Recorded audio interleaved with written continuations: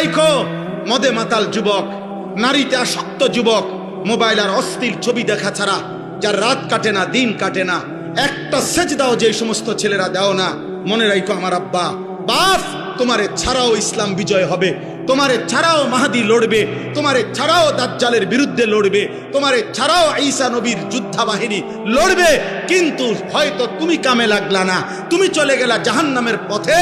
ইমানদার নওজোয়ান ঠিকই আল্লাহর জন্য জান দেবে ইনশাআল্লাহ, উড়বে ইনশাআল্লাহ, ইনশাআল্লাহ। রাসূলুল্লাহ সাল্লাল্লাহু আলাইহি সাল্লাম বলছে, যদি শোনো যে কিয়ামতের আর একদিন বাকি, তবুও ইয়াকিন রেখো মাহদি আসবে, ইমানের পতাকা, ইসলামের পতাকা, ইসলামের বিজয় বিশ্বময় উড়বেই উড়বে।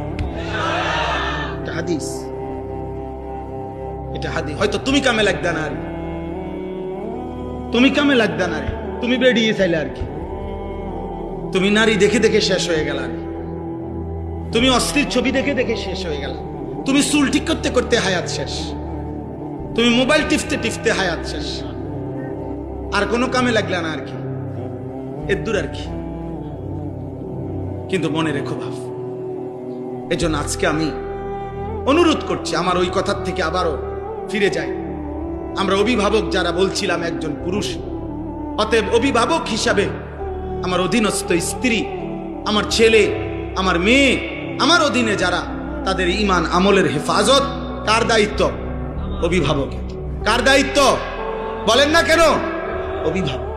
অভিভাবক। 3 বছরের বাচ্চাটা সারাক্ষণ মোবাইল টিপে কেন? তার মা নাই? 12 বছরের ছেলেটা সারাক্ষণ মোবাইল টিপে কেন? কেন তার বাপ নাই? আপনি চিরানি খান,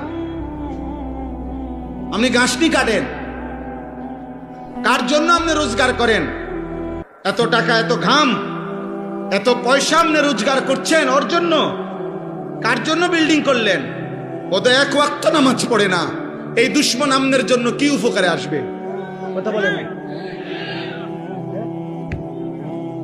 ওই বাপ, আমনে যে আজকে 60 বছর হয়ে গেল, আমনে যে আজকে 30টা বছর ধরে এই বাজারে মাথার ঘাম পায়ে ফেলাইয়া একটা একটা টাকা রোজগার করেন, ব্যবসা করেন, আপনার স্ত্রীও বেপর্দা, আপনার ছেলেও নামাজ পড়ে না, আপনার মেয়েও পর্দা করে না, আপনি এনে বাজারে ঘাম ঝরে, আর তারা বইয়া বইয়া টেলিভিশনে ঘরে সোফাত বইয়া তারা নর্তকীর নাচ দেখে, নাটক দেখে, সিনেমা দেখে। আপনার ছেলে এলাকার আরো 2-4টা বখাটের লগে পুরা দমে মোবাইলে উলঙ্গ ছবি দেখছে, আর আমনের ঘাম বাইয়া বাইয়া পড়তেছে একটা একটা টাকার জন্য। এই দুশ্মন যারা, আল্লাহর দুশ্মন, নবীর দুশ্মন, ইমান ইসলামের